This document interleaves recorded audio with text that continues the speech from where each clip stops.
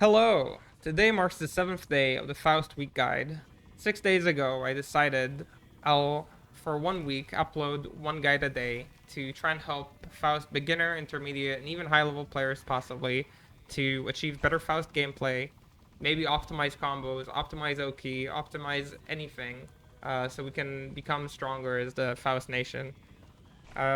Basically, this is me trying to do my part as somebody who explores a lot of Faust tech and options, and hopefully this will be useful to whoever is watching it in the future. So I thought about each day, trying to think what Faust players are underutilizing or maybe not using at all, or could just use better or more consistently. And today's topic is a topic I think is very underutilized in Faust level gameplay, even in high level gameplay. And it's air to airs. So first of all, I'll talk about why even you need to enter. Like, what's the point of it? Faust has a lot of good enters, as you may know. He has 6B, 2K, 2S, 5K. They all deal with specific situations really well.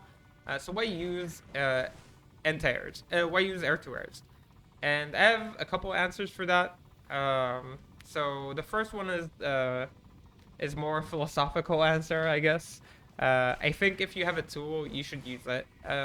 If it exists, it probably has a power, even if it is by limiting the opponent's options or forcing them to use other options more, thus making them more predictable. I think that's a power you should utilize. So if using air tours, even if it wasn't amazing, it would make my opponent approach me in a more predictable manner because they don't want to deal with my air tours. That's a win in my book. So that's reason number one. I think if you have a tool, you should know how to use it and what it uses, and what's the point of the move, basically. The second reason is I think the reward that you will get from doing air to airs is very consistent and strong. It goes very well into my personal game plan, which is more a rushdown grappler type of Faust gameplay, less a zony type of gameplay. So if you are leaning more towards zoning, of course, air to airing will be more preferable to you. Which is perfectly fine, but I do think you should learn how to use the air to airs that I'm gonna talk about in this video. And the third reason, and it's the more practical one, Faust air to airs, while being good, 6B, 2K, 2S, 5K, 6P being like a huge button, 2K being very fast and close to the body, 5K being fast, low recovery, leads to great damage, even mid-screen, and 2S that leads to great damage and covers your upper body. While all of them have very strong points and uses, they all have also some weaknesses. 6B having a very long recovery, of course, is very, like everybody knows that. Also having a bit of a dead zone, um, right close to the body. So when other characters, let's say if I just now, wait, stop jumping, please. If I record this soul player air dashing right here, a 6B might whiff there, leaving me open to whiff punishment for mistiming, or maybe reacting but not fast enough. Also, it can be baited with some air movement or some air stall options. I'm thinking about Nago's JD or Anji's JD, for example, or even Kai's JD. A lot of JDs do air stall, now that I think about it. So anyway, it can be baited by air movement, and of course, whipping this button is not very fun. 2S is a very call-out type of button. You don't consistently use this to anti-air. It has a lot of recovery. It takes a bit of time to actually come out at the top. I think it's about 16 frames until it is actually disjointed at the top from the moment you press, which is quite a bit of time for an anti-air. 2K, while being relatively fast, is pretty small. It's a bit hard to snipe some options with it.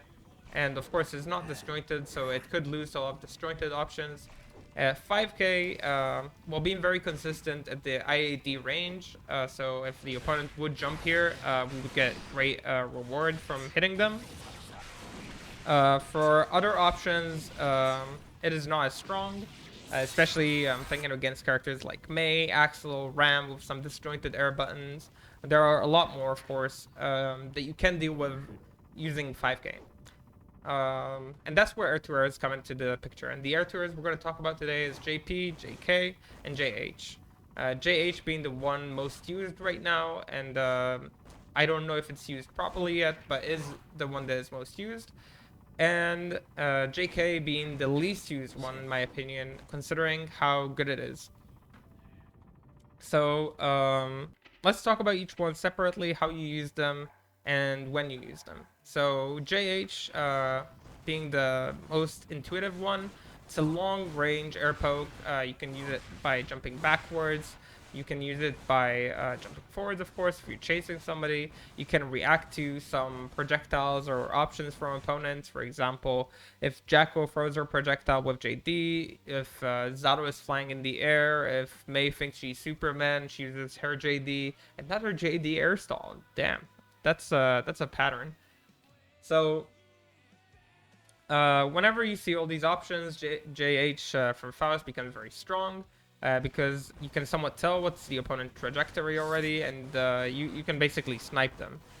Now, the follow-up to JH should always be an air dash, whether it's on hit, on counter hit, or on block. And let me just show how that looks like. Let's start with normal hit. Whenever you hit JH, you will basically air dash to cover some ground with the opponent. If you hit them low enough, the second JH will hit them. Oh, sorry, if you hit them high enough, the second JH will hit them. If not, it will whiff, but it's fine. It doesn't take anything from you to throw it out. Basically, it's just like part of you landing. You close some distance, and after that, you can throw an item, and you will still be relatively fine. As you can see, the opponent can't really punish you for doing that.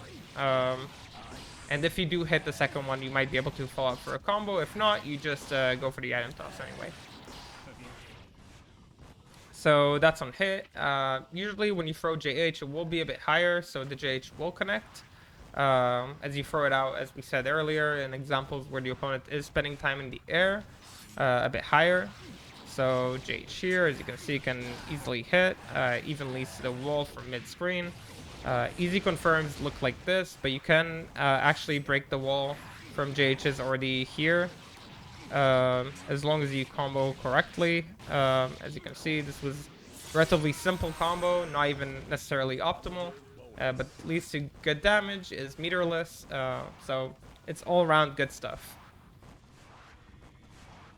When it comes to counter hits, let's say you sniped a projectile from Kai, or you caught somebody trying to press a button to move in the air.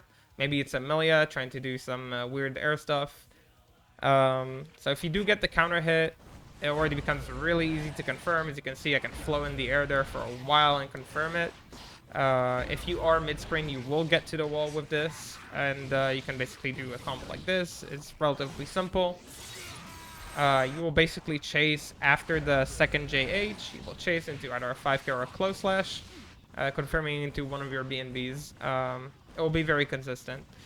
As you can see, I'm still following up with an air dash. And yeah, well, whatever you do there is up to you. The more interesting situation, in my opinion, is when the opponent is blocking JH. We talk a lot about combos and confirms, but in the case of air-to-airs, confirms are not necessary, as the follow-up auto-confirms. And what do I mean by that? I mean that whenever you do a JH, you always want to air dash, and the reason is that if the JH doesn't hit, the air dash doesn't come out, right? There's no air dash coming out, even though I'm pressing. I can show my inputs, I guess, to kind of explain that. So as you can see, I have R2 as my dash macro. As you can see, the air dash doesn't come out. It hits, the air dash comes out. And why do we want the air dash to come out? We want it to come out because whenever you get it on hit, air dash is good. It confirms into the combo. And whenever you do it on block, the air dash is good because it confirms into a true block string with JS.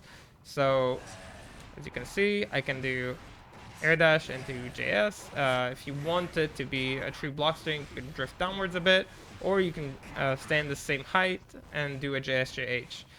If you choose the JSJH route, just so you know, you can't be 6 speed, you can't be DP, that's a true block string. I don't know why I'm jumping right now. You get a full block string that leads to half risk, which is incredible from air to air on block, compared to doing 6B into mix, as you can see, which can be FD'd and put you in a bad situation and be minus, or even be IB'd into a punish, since mix is jailing. Let me show this, I guess, just so people believe me it's real. Yeah, instant block, and let's get the opponent to throw me on block. Yeah, if mix is IB'd on air block, then you can be punished. If you do this against a pot, I learned this the hard way, he can pot buster you, so be careful, please. But yeah, yeah, stop, please. For 6B, the reward is not amazing. As you can see, you don't get a lot. The best you get is usually 6B and 10 item, which may be good, neutral, or favoring you depending on the item. While with JH, you basically can get half a risk bar. Let me show how much meter this builds, just so you get a bit of perspective on this. So me doing this, block string like this builds almost half, 25 meter. So if you're close enough, you might be able to extend your pressure after a mix and go into a mix-up. Or just take the risk bar that you were given, and or you can do, I guess, something like this, and enjoy the meter you built. So JH, as you see, auto confirms into the air-JS. Depending on your height, you can already confirm by then whether you do JS or you frame trap with a close slash. It's up to you, basically, whatever you like. Like I'm not here to tell you what to do, just what you can do. Now let's talk about JK and JP, and these are the more interesting air tours in my opinion. I think they're very overlooked as options. And they can even sometimes hedge against specific options in some matchups, which is, in my opinion, very good. So let's talk about JP and JK on hit first. Let's say you hit a JP. Please don't block so I can explain what happens when I hit a JP. A JP will always be followed by a JS. As you can see, JS hits. And after you hit 2 moves, it's a bit easier to confirm. You can tell if you can maybe hit a 5k or a 5p if you're close enough. This will usually happen only if you are close. If you do go through a super jump, you can spam the JP in order to hit the opponent. You can hit the opponent with JK as well. But we're going to stick to JS for JP. Because we want the consistent auto confirm, as we said earlier. So whenever we do a JP, we'll do a JP, JS, and you can go into a JH to finish the combo. If you are close to the wall, instead of doing JP into JP, JH, which I know a lot of people like doing for some reason. I think somebody saw it in the first season and it stuck. Doing the JS into JH will be a better confirm, will lead to better combos. As you can see, easily break the wall, and works on all weights, of course. Everything I do works on all weights, unless I say it doesn't work, basically. So it doesn't work on all weights. This is great damage for a JP, of course, 165. If you are over here, you can do some crazy combos if you want to go for them. I've landed these in matches before, but I will warn you, it's not easy to do. As you can see, this looks amazing. This is a mid-screen JP combo. So the more in control you are, the more used to the situations you'll be able to get these two. But the main thing we want to go for is the JP, JS, JH, and from there you can confirm whatever you want. Or just go again, as always, into an item toss, your plus, and it's basically, if you remember the situational block from before, but you got a bit more damage. On counter hit, the same confirm will become much easier. If you do a JP/JS, you have time to jump there into a JS/JH. It will give you a bit more range when trying to get to the wall. As you can see, it reaches a bit farther, and then you can do simple combos like this. You can still go for the confirm from before, where I did a JP/JS/JH. But it is kind of height dependent now because of the counter hit. But you should be able to confirm you got a counter hit after you did the JS. Basically, the JS is always the same, and then you can confirm after the second hit, which is much easier than confirming one hit. As you can see. So, JP on hit, counter hit, you do JP/JS. If it's normal hit, then you go into JH, and if it isn't, then you can go to a jump for a counter hit, or basically whatever you want. Now let's talk on block. As you may have suspected, JP on block into JS is a true string. So you can see here. Oh, being a bit sus. Okay, this is JS being an annoying move. But as you can see, almost half a risk bar for landing a JP on block, which is... I can't stress how much damage this gave me in actual games. This is useful. There's this situation here where JS is whiffing. This normally doesn't happen. As you know, whenever I record something, something is bound to not work. Yeah. That's just my life. I think it's because I'm doing weird like situations that usually don't happen in a real game, where I'm doing JP from really up close. Usually you'll JP when you're here, and not when you're actually in your opponent's face, and then the JS is spaced properly and actually hits the opponent like this. Anyway, as you can see, you can either go for JP/JS/JH. This is really upsetting when it happens in practice mode. But yeah, as you can see, you can go for JP/JS/JH or just go for JP/JS close slash.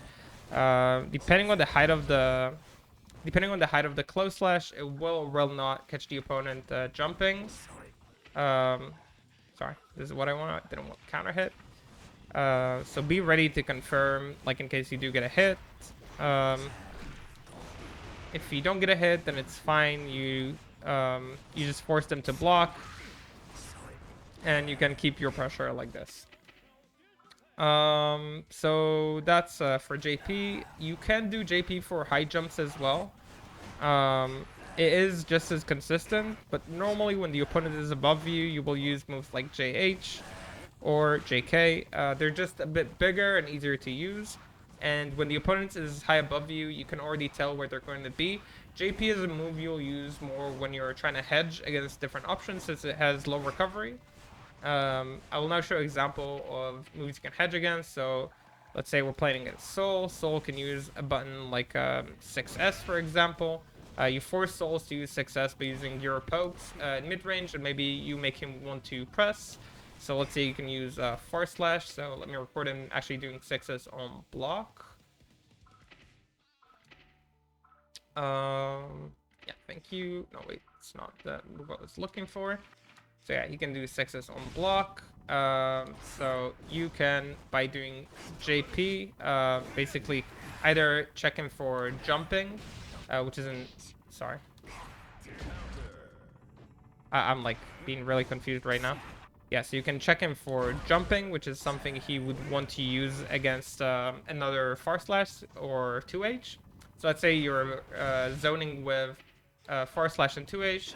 The opponent might want to jump to air dash above you and punish you for the next one, but he might want to try and 6s to counter hit you pressing again. You can beat both options by doing this JP. JP will catch him jumping, and the following JS will either punish him or catch him blocking after the 6S. Depending on your timing, of course, it will be on block or on hit. If I just tell him to do this, then as you can see, I could punish him. Same is true for characters like Ram. Ram's Far Slash is a known problem for us. I use this a lot in my games against Ram. using a JP to hedge against a jump option from Ram. Yeah, so this, for example, after 2P, Rams will often press far slash. It beats a lot of our options. 2P even on hit. So here, for example, now, don't block my low, please, so I can give a good example. Thank you. So after this, you can do a JP/JS, and you will even get to punish the opponent for throwing out that far slash. This leads to a knockdown, which is very nice. Dude, whenever I record, am I right? Yes, it leads to a knockdown and an item throw. So this JP is very useful. It can hedge through multiple options and scrambles. It is very useful, and the more you know about how using it works and where you can best use it, the better it will become, the more it will boost your kit. So now let's talk about the last air-to-air being JK. JK is my favorite air-to-air. When this season changed and I saw the changes to JK, I was ecstatic. I thought this was one of the best moves Faust got in this patch, and now you started using it immediately just to experiment to see what's the point of JK, what can I get from it, and of course the air dash confirm is still true. It auto confirms it to an air dash JS. It's a true string, as you can see. The close slash will always frame trap there, or you can make it a true string depending on how low you go into the opponent. As you can see, you can dash forward and do a JSJH if you're high enough, like this, building a lot of risk, getting meter.